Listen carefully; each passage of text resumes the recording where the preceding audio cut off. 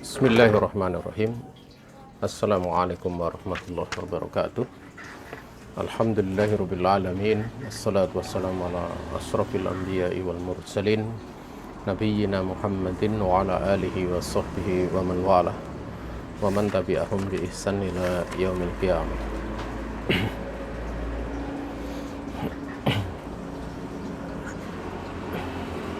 Peserta kajian kitab Ithaful Uqul yang dirahmati Allah Subhanahu wa taala.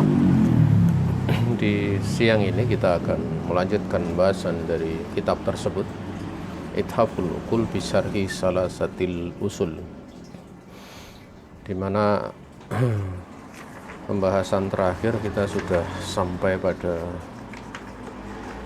3 perkara yang wajib untuk diketahui dan diamalkan. Selesai pula penjelasannya. Sekarang kita menginjak pada lanjutan perkataan dari musannif rahimahullah ta'ala. Beliau mengatakan, qala al-musannif rahimahullah ta'ala, i'lam arsyadakallahu li ta'atihi anal hanifiyata millata ibrahima an ta'budallaha wahdah mukhlishan lahu dina wa bidzalika amarallahu jami'an nasi wa khalaqahum laha kama qala subhanahu wa ta'ala, kama qala Allah ta'ala, wa ma khalaqtul jinna wal insa illa liya'buduni, wa makna ya'buduni yuwahhiduni, wa adamu ma amarallahu ta'ala bihi tauhidu wa huwa ifradullahi ta'ala bil ibadah, wa adamu ma naha anhu asyirku wa huwa da'watu ghairihi ma'ah, wa dalilu qauluhu subhanahu wa ta'ala wa'budullaha wa la tusyriku bihi syai'a. Naam. Musannif rahimahullah ta'ala, dia berkata, ketahuilah, mudah-mudahan Allah memberikan petunjuk memberikan bimbingan kepadamu untuk mentaatinya, bahwa yang lurus yaitu milata Ibrahim, agama atau milah Ibrahim, itu engkau beribadah kepada Allah semata, mengikhlaskan untuk Allah Subhanahu wa taala seluruh agama, maksudnya adalah amalan. Dan untuk perkara tersebutlah Allah Subhanahu wa taala telah memerintahkan seluruh manusia. Dan Allah Subhanahu wa taala menciptakan mereka untuk tujuan ini. Sebagaimana Allah Subhanahu wa taala berfirman, tidaklah aku ciptakan jin dan manusia melainkan agar supaya mereka hanya beribadah kepadaku. Mana ya'buduni, mana mereka beribadah kepadaku, itu adalah yuwahhiduni, agar supaya mereka mentauhidkan aku.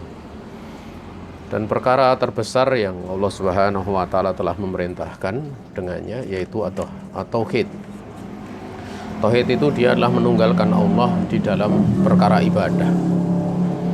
Dan terbesarnya, teragungnya perkara yang Allah larang darinya itulah syirik. Dan syirik itu adalah menyeru selain Allah Subhanahu wa taala di samping atau bersamaan dengan Allah Subhanahu wa taala. Dalil dari perintah terbesar dan larangan terbesar tersebut adalah firman Allah taala, dan sembahlah oleh kalian Allah Subhanahu wa taala dan jangan kalian mensyirikkan Allah dengan sesuatu apapun. Di sini dari matan sebenarnya cukup jelas ya. Dan kita akan melihat bagaimana Syekh Ubaid Al-Jabiri itu beliau memberikan penjelasan ya.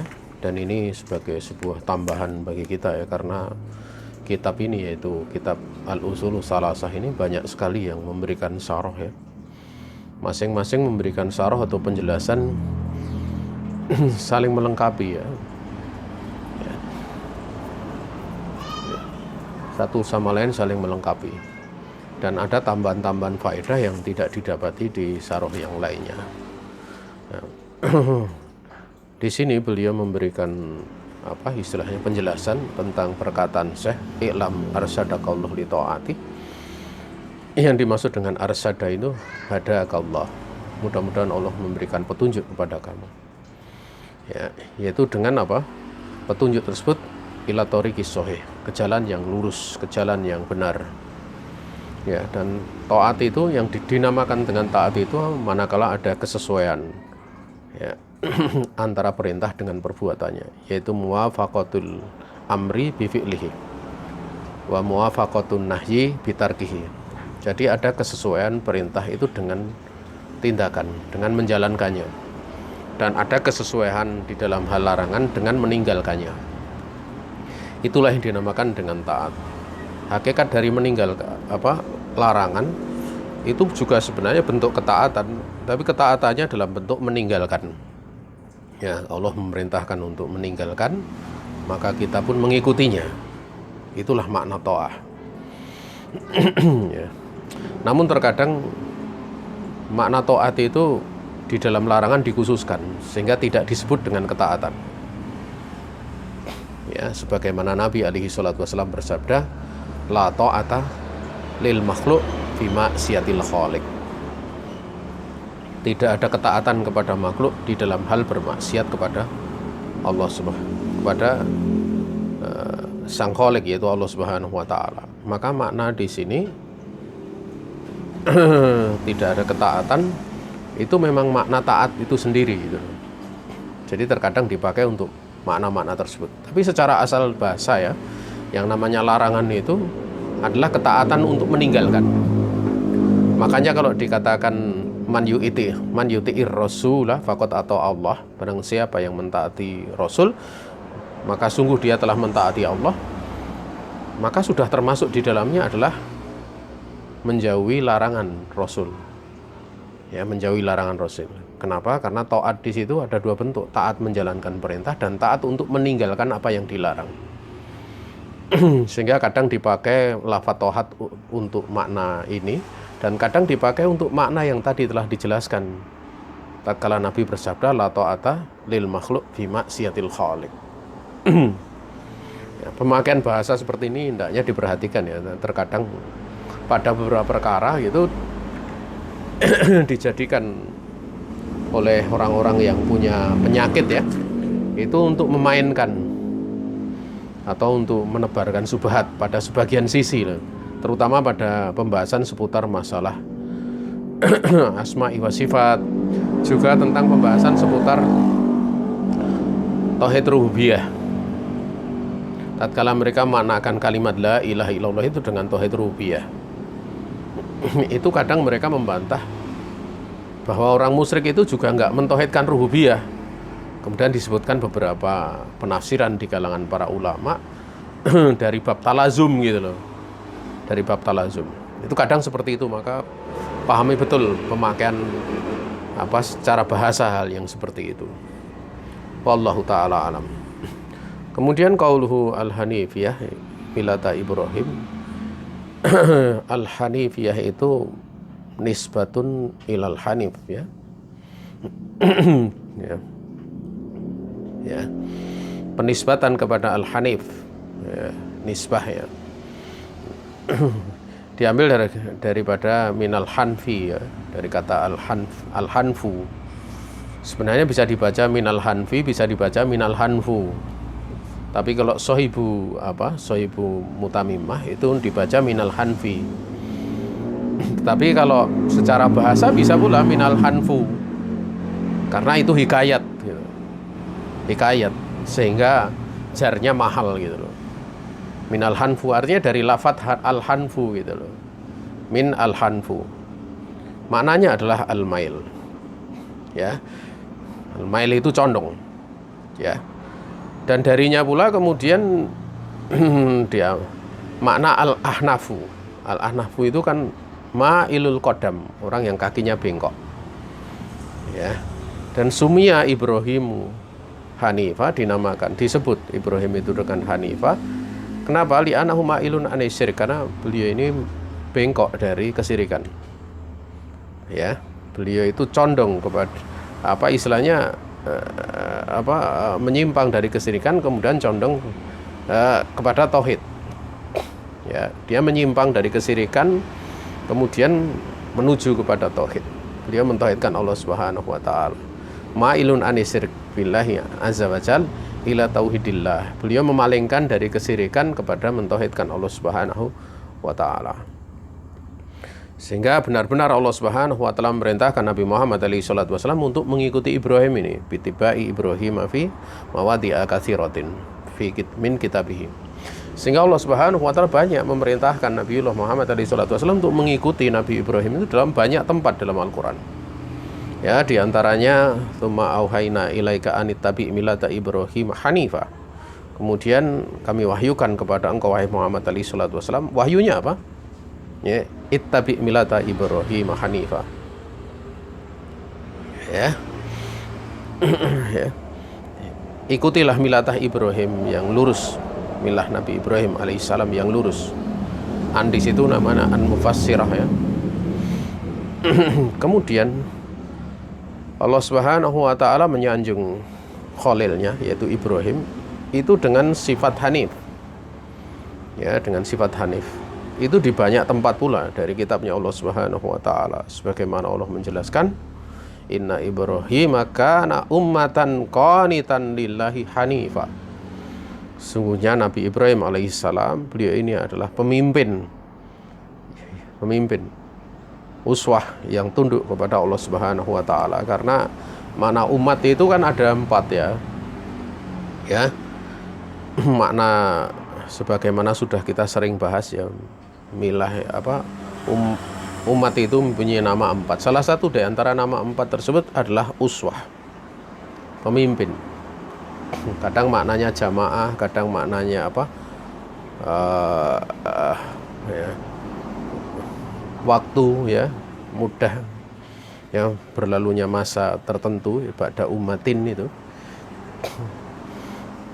Juga maknanya adalah ummah itu terkadang ada makna milah, agama ya. Jamaah yang dirahmati Allah Subhanahu wa taala, Asy-Syaikh di sini tatkala menjelaskan hanifiyah yang mana itu adalah milahnya Nabi Ibrahim ya. Dan Allah Subhanahu wa taala memerintahkan wa amara nabiyya alaihi salatu wasallam bitibaiha. Allah memerintahkan untuk mengikuti nabinya ini, mengikuti milah Ibrahim tersebut. Kama qadamna, sebagaimana telah kami dahulukan, kami depankan pembahasannya, yaitu anta budallah, engkau beribadah kepada Allah, milah Ibrahim tersebut, wahdah, semata-mata hanya beribadah kepada Allah dalam keadaan mengikhlaskan untuk Allah itu seluruh amalan. Ad-din itu dimanakan ad-dinul a'mal, karena din itu kadang maknanya dinul jaza, karena minimal dinul a'mal. Maka pada lafadz mukhlishan lahuddin itu ad-dinu itu dinul a'mal, artinya seluruh amalan itu mesti diikhlaskan untuk Allah Subhanahu wa taala. Dan di situ adina dibaca mansub ya, karena mukhlishon itu dia adalah apa? Dia adalah fi'il, apakah? Isim yang muawal ya. Dia isim yang bisa ditakwil dengan apa? Fi'il, yaitu yukhlisu lahu ad-dina. Ya, sehingga ad-dina di situ mansub karena dia maf'ul bih dari apa? Dari fi'il yang ditakwil dari fa'ilnya. Dari wayan fa'ilnya. Ya, walaupun wayan fa'il di atas wazan sulasi mazid ya, yaitu fa'ala kan? Fa'ala. Khallasa yukhallisu mukhli. Dari wayan af'ala gitu. Af'ala yuf'ilu ya. Kemudian fa'ilnya adalah muf'ilun atau muf'ilun ya, mukhlisan di situ. Nah, sebagaimana Allah Subhanahu wa taala berfirman, wa ma umiru illa liya'budullaha mukhlishina lahud-dina hunafa wa yuqimus salata wa yutuz zakah wa dzalika dinul qayyimah. Nah, maka sungguh dalam ayat ini Allah Subhanahu wa taala telah menaskan ya, bahasanya Allah Subhanahu wa taala merintahkan manusia di dalam seluruh syariat yang dibawa oleh para rasulnya alaihi wassalatu wassalam itu agar supaya apa? Mereka itu beribadah kepada Allah mukhlishina lahuddina hunafa, mengikhlaskan bagi Allah itu seluruh amalan. Ya, nah, hunafa ya, amalannya itu lurus. Ya. Dan agar supaya apa? Mereka menegakkan sholat, wa yuqimus shalah wa yu'tuz zakah. Dan di situ disebutkan dalam bentuk penafian ya, tidaklah mereka diperintah kecuali agar supaya mereka hanya beribadah kepada Allah, mengikhlaskan untuk Allah agama yang lurus, amalan yang lurus. Kemudian yang kedua, ya, kecuali tidaklah mereka diperintah kecuali yang kedua agar supaya mereka menegakkan sholat.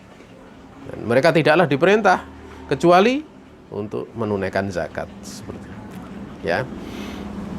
Itu yang sering dikatakan bahwa al-aslu fiddin itu adalah haram. Ya, atau tahrim, berlaku pelarangan. Asal di dalam perkara agama. Kecuali apa yang diperintahkan oleh Allah dan Rasulnya. Artinya seluruh urusan agama itu tidak boleh kemudian orang bikin kreasi gitu. Karena secara asal ditiadakan. Yang ada taklif itu asalnya dari Allah. Selesai. Sehingga kapan tidak ada perintah dari Allah ya tidak perlu untuk dilakukan. Berbeda dengan urusan dunia. Kalau urusan dunia itu asalnya ibahah, boleh. Apa saja boleh gitu loh. Apa saja boleh.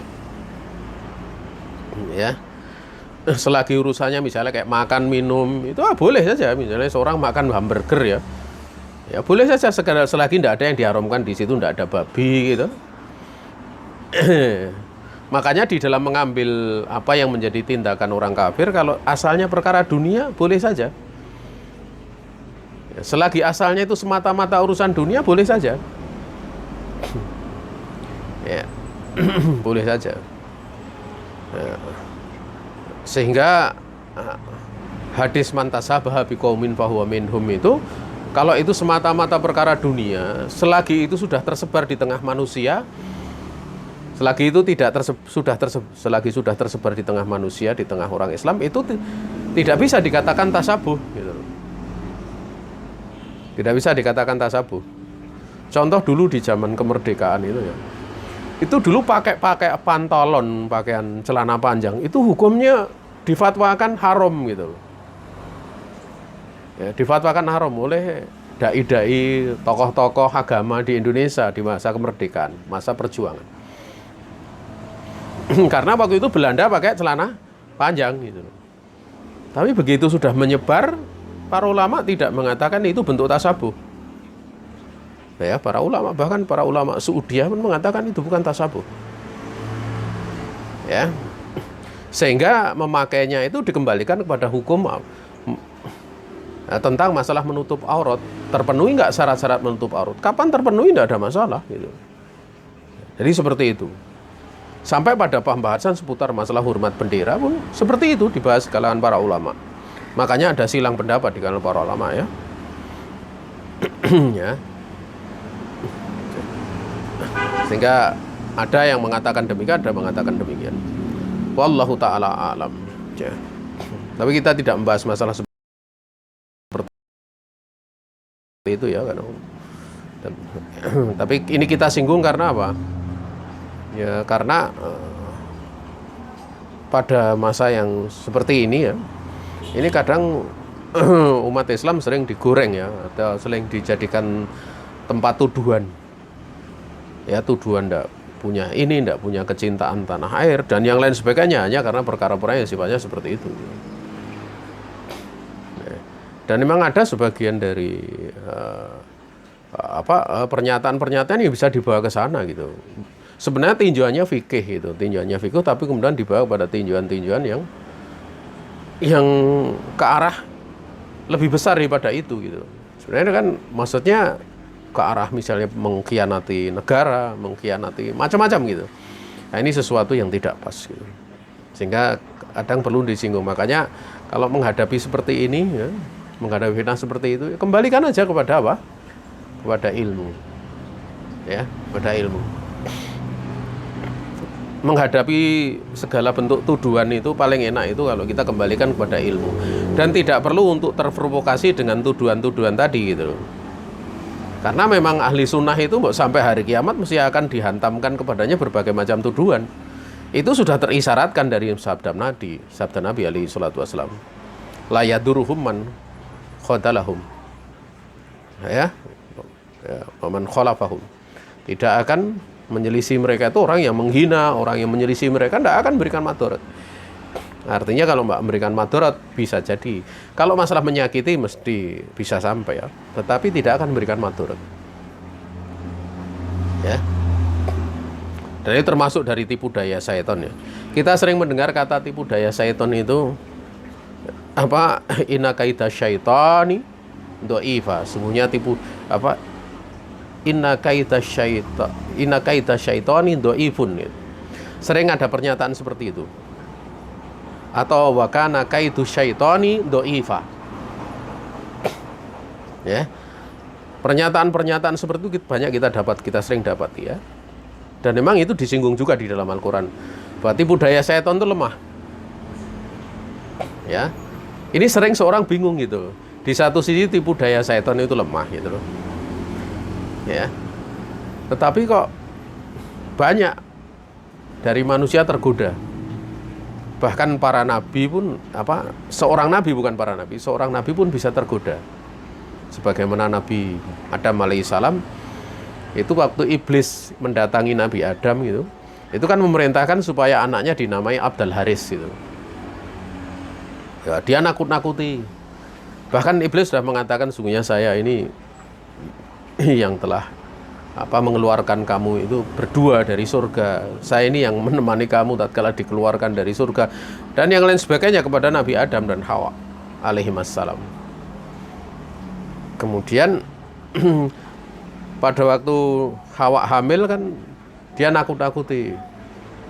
Ya, nakut-nakuti nanti akan dibikin anaknya itu ditakuti nanti bertanduk seperti tanduk rusa, kornai ail ya. 2 tanduk rusa nanti kalau keluar dia akan merobek perut kamu ya.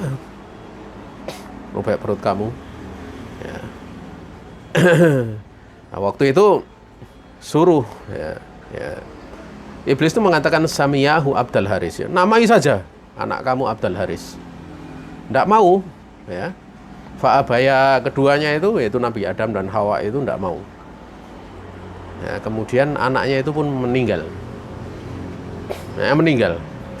Datang yang kedua ngomong seperti itu. Ya. Dan Nabi Adam dan Hawa enggan lagi, meninggal lagi. Datang yang ketiga. Ya. Akhirnya Nabi Adam karena Nabi Adam dan Hawa karena kasihan anaknya nanti mati, meninggal lagi, ya sudah dinamai Abdul Haris. Ya. Sehingga beliau melakukan sirku ta'ah di situ. Ya, makanya diterangkan oleh Allah wa ja'ala lahu suraka'a fima atahuma. Maka Allah menjelaskan dan keduanya menjadikan untuk Allah tandingan-tandingan pada karunia yang telah diberikan oleh Allah kepada keduanya, dinamai dengan Abdul Haris. Nah, ini kan menunjukkan bahwa godaan setan itu kan kuat gitu loh. Tapi kenapa dikatakan bahwa tipu daya setan itu lemah gitu loh? Ya, itu dijelaskan oleh para ulama ya. Bahwa tipu daya syaitan itu lemah itu karena sifatnya hanya sampai pada was-was saja, tidak melebihi daripada was-was.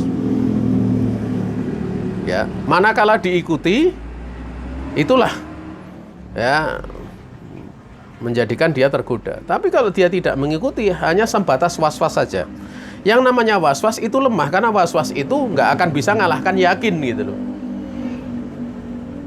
Itulah sisi kelemahannya. Jadi tipu daya setan itu sangat lemah. Tapi yang menjadi masalah bahwa manusia itu juga diciptakan oleh Allah serba lemah gitu, punya kelemahan gitu loh. Ini yang menjadi masalah. Makanya dalam setiap saat di mana iblis setan itu menggoda kita mesti minta tolong kepada Allah gitu. Makanya pada waktu kita ini untuk menghadapi masalah itu perlu kita istighosah gitu. Istighosah itu minta pertolongan kepada Allah dari masalah yang besar gitu. Nah, salah satu masalah besar pada diri kita itu kan ada 2. Pertama adalah diri kita sendiri karena ada nafsu gitu. Yang itu memang memerintahkan kejelekan. Yang kedua, nafsu ini masih diubub-ububi, digoda, dikuatkan oleh syaitan. Makanya kalau pagi petang kita dianjurkan untuk berdoa ya hayyu ya qayyum bi rahmatika astaghitsu. aslih li sya'ni kullahu wa la takilni ila nafsi tarfata ain. Maka bagi orang yang dia dijaga oleh Allah, tidak pernah dilepaskan oleh Allah dari pertolongan walaupun sekejap mata, ya tipu daya setan itu benar-benar sangat lemah gitu. Ya, sangat lemah. Wallahu ta'ala alam. Ya, jadi seperti itu tipu daya setan. Balik lagi, jamaah yang dirahmati Allah Subhanahu wa taala. Ya. Bahwa yang demikian itu al-ma'muru bih, yaitu perkara yang diperintahkan dengannya berupa beribadah kepada Allah min ibadatillahi ta'ala al-khalisati al-hanifiyati wa iqamis shalah wa ita'iz zakah huwa dinul qayyimah. Beribadah kepada Allah ya dengan mengikhlaskan mengikhlaskan agama tersebut yang lurus, menegakkan sholat, menunaikan zakat, itu adalah agama yang lurus. Artinya adalah adinul mustaqimul ladzi la iwaja fih, tidak ada kebengkokan padanya. Sabilullahi al-qawimu wa siratuhu al-mustaqimu. Itulah jalan Allah yang lurus dan juga apa istilahnya sama, jalan yang lempeng. Ya. Saya menganjurkan kepada kalian ya, kalau membaca kitab itu jangan disukun bagian belakangnya ya. Tapi hendaknya dibaca sebagaimana adanya, karena itulah i'rab. Memang kalau kita belajar di kalangan, misalnya belajar di kalangan para ulama itu ya, itu di kajian-kajian umum kadang ada yang baca itu suruh untuk aja, untuk disukunkan. Tapi kalau di takhusus biasanya enggak. Dan di Indonesia ini ya, setelah banyak media sosial beredar ini, orang-orang yang ingin menohok dakwah salafiyah itu benar-benar meneliti kekurangan dari sisi ini ya. Meneliti, dikorek-korek gitu loh, sehingga kalau disukun mereka langsung nyalahkan. Karena makna daripada i'rab itu kan sebenarnya takziru awakhiril kalimati ya.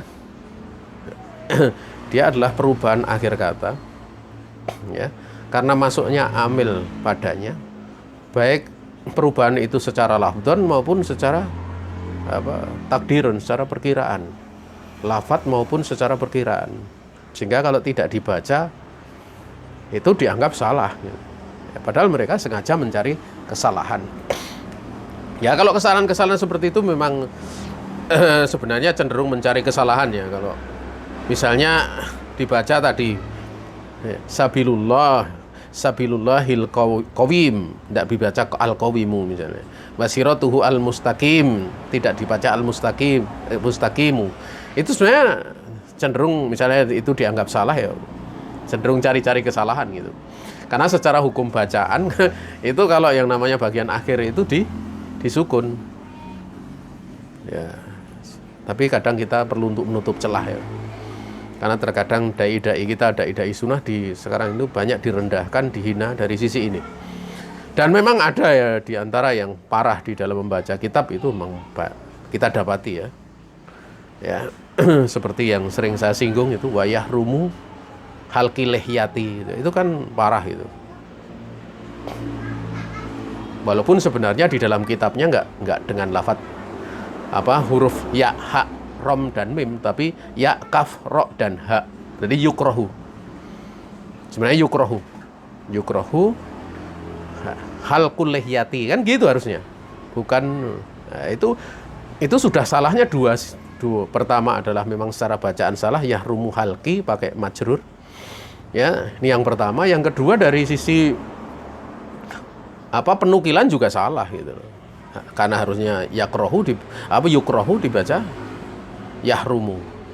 Dan juga yang sering saya ingatkan dibaca inna halqul lihyati ya. Innal lihyatu gitu. Dia baca lihyatu bukan lihyata. Lah seperti ini fatal gitu. Nah ini kadang istilahnya ya, sebenarnya dakwah sunnah itu dakwah yang mulia, namun terkadang bisa tercoreng dengan hal-hal yang seperti ini gitu loh. Ya, Hal-hal yang seperti ini. Mungkin kalau selain dari ahli sunnah baca seperti itu tidak akan jadi masalah gitu. Selain ahli sunnah. Sebagaimana dulu di TV itu ada seorang yang juara lomba dai itu di TV itu. Ya saya tahu karena pas waktu itu sedang berada di rumah mertua gitu. Rumah mertua kemudian mereka nyetel TV, ya waktu itu keras sekali. Suara TV itu keras. Membaca hadis dengan nomornya, kalau doa meletakkan jenazah itu dia baca bismillah wa ala millatu rasulillah. Itu milatu bukan milati itu. Nah seperti itu kalau orang awam pun tidak akan perhatian gitu loh ya, walaupun itu perkara yang sederhana. Makanya penting untuk seorang dia belajar bahasa Arab, dan bagus memang belajar itu dengan membaca ya, artinya membaca di hadapan seorang guru gitu. Karena bagus itu. Beberapa murid kami itu dulu, saya cerita ya, sedikit cerita. Murid-murid kami itu sudah lulus di beberapa lembaga bahasa Arab ya. Lulus, tapi lulusnya nggak sampai mumtaz sih. Kalau yang sampai mumtaz beda gitu. Ya, ada yang sudah di pondok juga, udah belajar kitab beberapa tahun. Kadang kalau pas mereka minta takhosus, ya saya kasih takhosus gitu. Udah takhosus baca kitab itu. Itu saya sengaja bawa murid saya dari pondok itu. Ya, dia murid ini yang dari luar pondok ini baca kitab kan banyak salahnya, nilainya paling maksimal tuh 65 lah. Banyak sekali kesalahannya. Padahal waktu itu kadang udah punya majelis, punya ngajar gitu. Nah, kemudian waktu dia baca kan banyak salahnya gitu. Banyak salahnya. Kemudian saya suruh ganti murid yang baca, murid dari pondok. Karena yang dari murid dari pondok kan bacanya bagus-bagus itu, 80, 90 nilainya biasanya kayak gitu. Nah, biasanya yang dari luar itu, dari ikhwah ini kemudian dia meningkatkan kemampuan, akhirnya sampai pada taraf 80, dan itu yang sering kami dapat. Sering kami dapat. Ya, caranya seperti itu. Kadang seperti itu. Karena memang apa ya, perlu untuk kadang seorang baca kitab itu di hadapan guru gitu. Atau di hadapan orang yang punya kemampuan gitu loh. Jadi biasa dulu kalau kami di pondok itu sesama santri yang sudah biasa jadi qori itu, qori dan pada waktu belajar itu biasa saling membaca, kemudian saling memberikan kritikan, ini mana i'rabnya, oh, dibaca demikian seperti itu, sehingga terbiasa kita apa istilahnya, terbiasa untuk ilmiah gitu ya. Jangan sampai malu belajar tapi menjadikan apa, malu istilahnya malu di dalam belajar menjadikan malu-maluin gitu. Ini jangan sampai ya. Itu hal yang benar-benar saat ini jadi keprihatinan gitu. Keprihatinan. Apalagi kalau misalnya ada domir double itu, seperti ulaikal ladzina yata'una yabtaguna ila rabbihimul wasilata. Itu yat'una sama yabtaguna, wawunya kembali kemana gitu loh. Wawu fa'ilnya itu kembali kemana, itu harus paham ya. Kalau tidak paham jadinya lucu nanti. Ini penting bagi seorang pengajar ya, memang belajar bahasa Arab ya mateng gitu loh ya. Itu baru pelajaran membaca kitab, belum nanti kalau belajar usul fikih ya, belajar qawaid. Apalagi kalau belajar qawaid dan usul fikihnya madzhab Hambali, tambah mumet lagi gitu. Kalau qawaidnya itu selain madzhab Hambali insya Allah lebih enak. Tapi kalau qawaidnya madzhab Hambali, Masya Allah ya, terutama tulisan dari Ibnu Rajab Al-Hambali. Biasanya kan bahasa qawaid itu lebih sederhana, tapi khusus madzhab Hambali itu beberapa tulisan itu seperti pembahasan usul gitu. Bahasanya yang dipakai seperti pembahasan usul.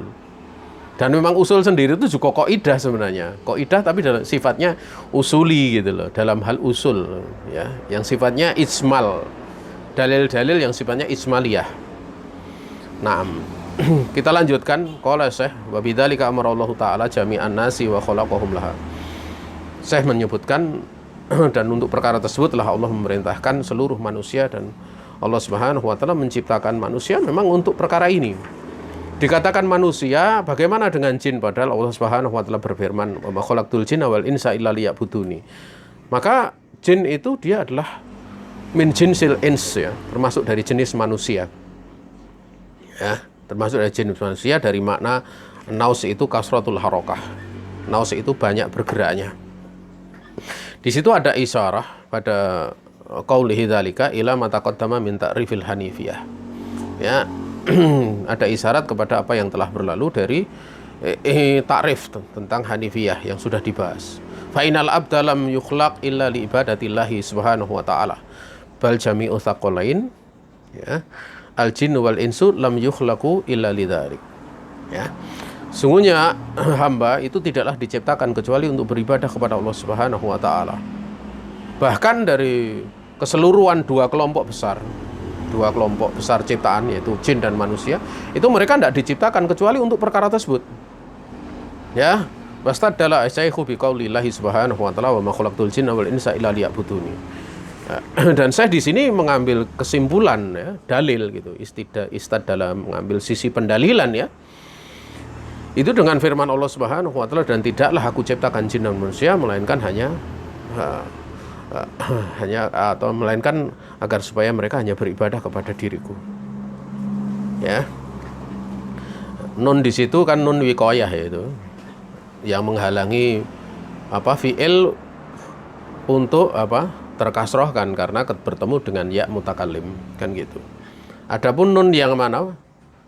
Nun dari alamatul i'rab, dia hilang karena sebagai tanda kena huruf mansub yang memansubkan. Kan dari ya buduna, kan? Ya buduna. Kena lam, ya, lam ke. Kemudian setelah itu ada ya mutakallim.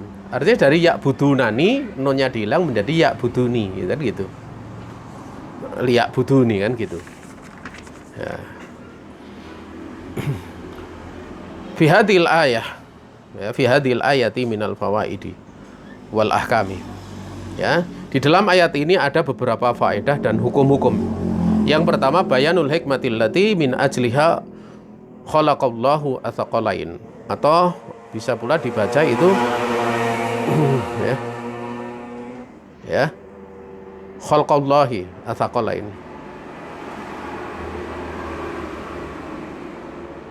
Ya. Tapi lebih tepatnya khalaqallahu atsaqalain. Wa hiya ibadatullahi wa hiya ibadatuhu azza wa jalla.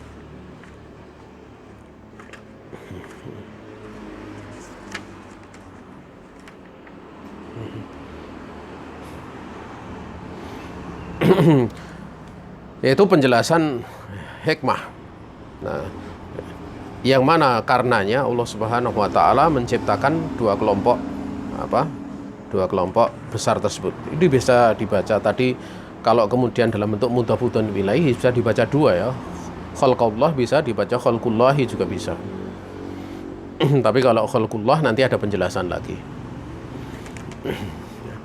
Tapi kalau dibaca khalqullahi itu al-hikmah itu kemudian dijadikan sebagai fa'il. Yaitu dia adalah beribadah kepada Allah Subhanahu wa taala. Makna ibadah fil lughah. Wa makna ibadati fil lughah, makna ibadah secara bahasa itu minat ta'bid, dari makna penghambaan. Ya, wa huwa at-tadlilu wa taskhiru, yaitu menghinakan. Maknanya dia adalah bentuk menghinakan diri, bentuk taskhiru,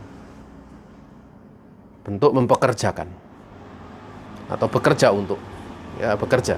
Wa midzalika, dan dari perkara tersebutlah, ya, thariqun mu'abbad. Ada secara bahasa dikatakan thariqun mu'abbad, itu jalan yang diinjak, diibadahi. Ay mudallalun lil masyi, yaitu diinjak untuk jalan, dihinakan untuk jalan kaki atau untuk jalan apa saja, kendaraan dan lain sebagainya. Hadil haqiqatu al-lughawiyatu lil ibadah. Inilah hakikat secara bahasa makna ibadah, yang mana yastariku fiha jami'ul khalqi, di mana seluruh dari makhluk itu berserikat di dalam perkara ini. Artinya mereka semua hamba, ya. Hatta iblisu, bukan hatta iblisi, ya, bukan sebagai jar, ya, tapi itu atof, ya, pengatof. Sampai iblis alaihi laknatullahi itu pun abdun lillah, itu pun hamba Allah Subhanahu wa taala. Ya. Artinya bimakna annahu musakhkharun makhurun. Maknanya dia itu dijalankan lagi dikuasai, terkuasai. Lau aradallahu subhanahu wa ta'ala an yudhibahu la adzabahu. Andaikan Allah subhanahu wa ta'ala menghendaki untuk Allah subhanahu wa ta'ala membuat iblis itu leleh, Allah menyerang sampai membuat iblis itu leleh, niscaya Allah akan melelehkannya. Artinya tanpa kemudian manusia memerangi pun sebenarnya iblis itu dibikin oleh Allah menjadi leleh pun saat itu akan leleh. Sehingga besok Dajjal laknatullah alaihi itu juga dengan izin Allah ya, itu Nabi Isa akan membuat dia leleh, larut sebagaimana garam itu meleleh atau larut di dalam air. Walakim abqahu ila yaumil ba'tsi au ila yaumil miqatil ma'lumi li hikmatin. Namun Allah Subhanahu wa taala menetapkan berlakunya iblis itu sampai hari kiamat, sampai hari berbangkit, sampai hari waktu yang ditentukan oleh Allah Subhanahu wa taala. Untuk apa? Untuk hikmah. Di mana Allah Subhanahu wa taala menciptakan kejelekan itu dengan hikmah yang sangat besar. Iblis diciptakan sampai hari kiamat itu juga untuk hikmah besar, untuk menguji manusia. Dan kita tahu jamaah yang dirahmati Allah Subhanahu wa taala, Nabi Allah alaihi salatu wasallam menyebutkan bahwa ya, untuk orang yang beriman itu tidak ada adab di akhirat. Ya, tidak ada untuk orang yang beriman itu adab di akhirat. Namun yang ada adab di dunia. Diterangkan oleh Nabi, adab untuk orang beriman di dunia. Walaupun penyebutannya itu pun adab ini maknanya adalah bukan makna adab ya, tapi rahmat.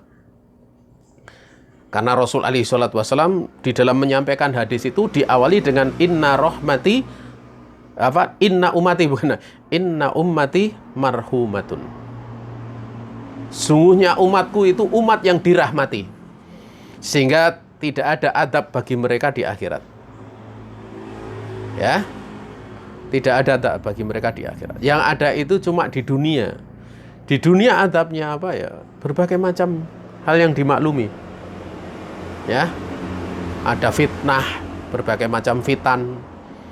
Ya, kemudian berbagai macam kegoncangan, zalazil, juga berbagai macam apa? Pembunuhan, al-qatl. Sehingga kalau ada umat Islam ya banyak terkena fitnah sana sini. Ya, kita lihat orang kafir banyak mengeruk harta kaum muslimin, mendolimi di mana-mana, mengadu domba kaum muslimin satu dengan yang lainnya. Ya. Belum lagi nanti di negeri muslim banyak terjadi bencana, gempa bumi dan yang lain sebagainya. Bahkan sampai terjadi pembunuhan seperti saudara-saudara kita di Palestina banyak dibunuh. Tapi biarlah. Maksudnya biar dalam arti inilah ujian yang diberikan oleh Allah. Bukan berarti kita tidak membela diri, tapi ini tetap akan berlaku. Kenapa? Karena Allah Subhanahu wa taala memberikan ujian seperti ini agar supaya apa? Nanti di akhirat nggak dapat adab.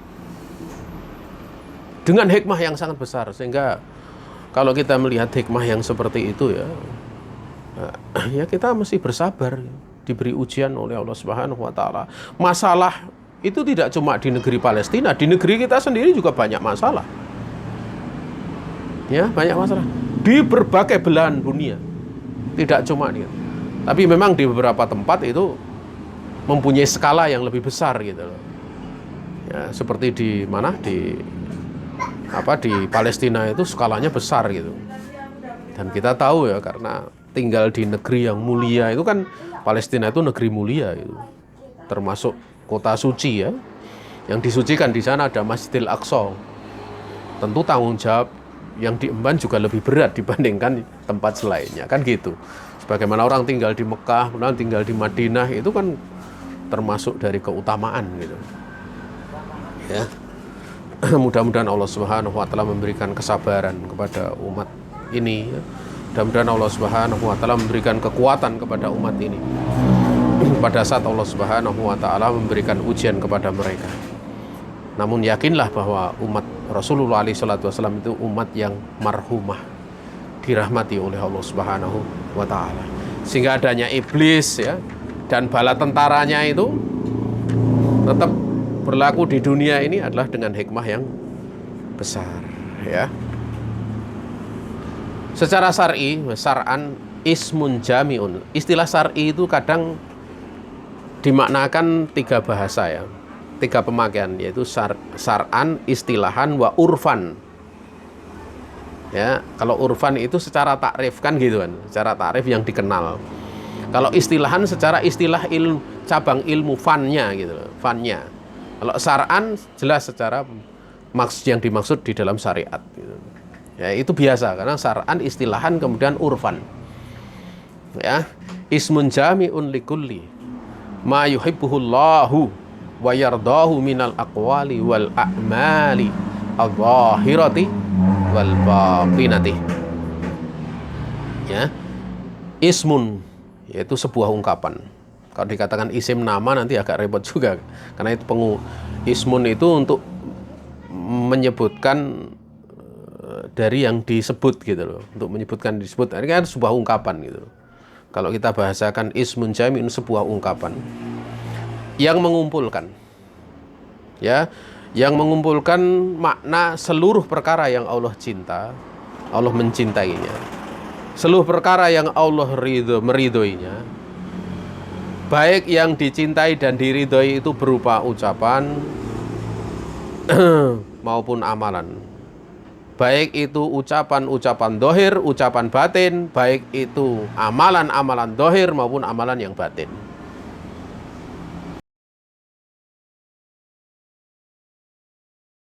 Nah, itulah makna daripada ibadah.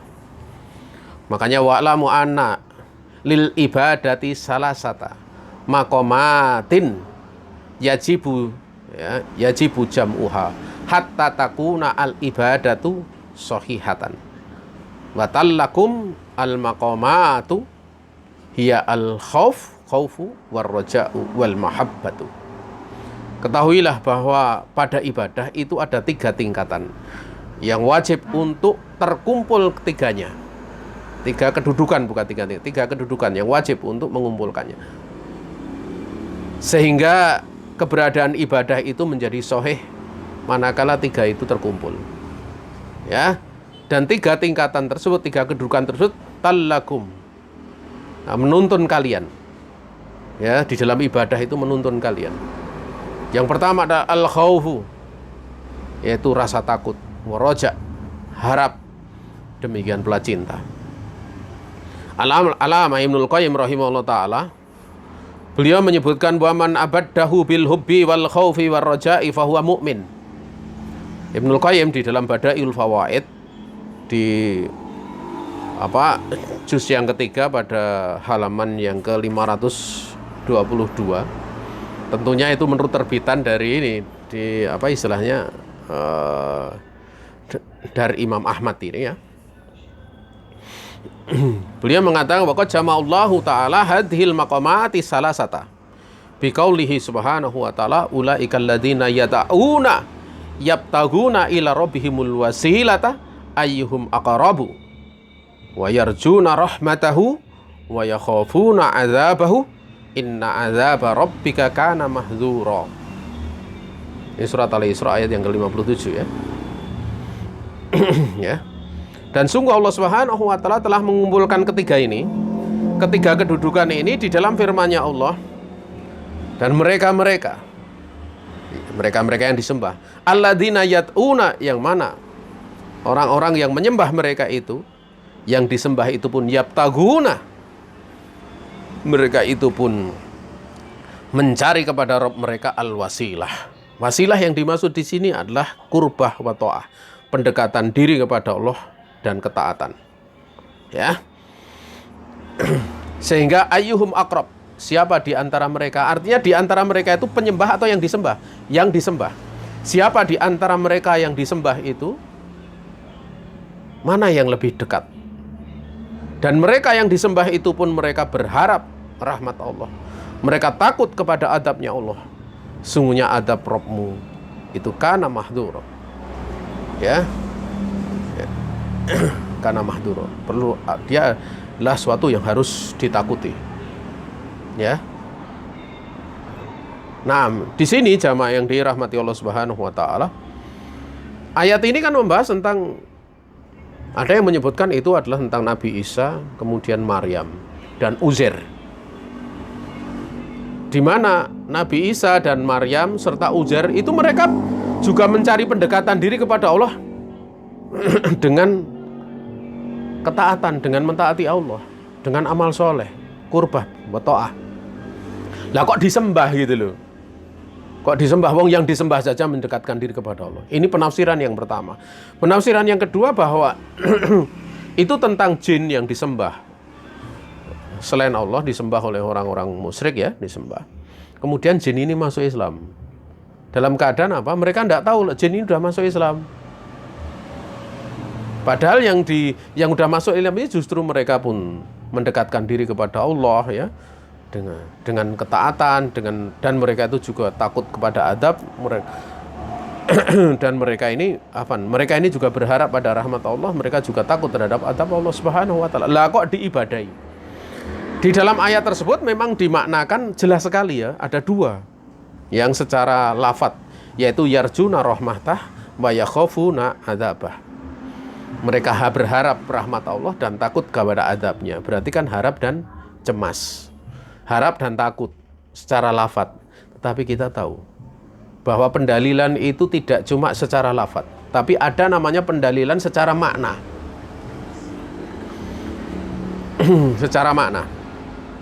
Berarti kalau yarjuna rahmatah, berharap akan rahmat Allah, berarti kan ada yang dicari di sisi Allah dari hal yang dia suka, dia inginkan dia. Dan tentu kalau zat yang mempunyai sesuatu yang diinginkan, pasti dia dicintai gitu loh. Jadi dia dicintai.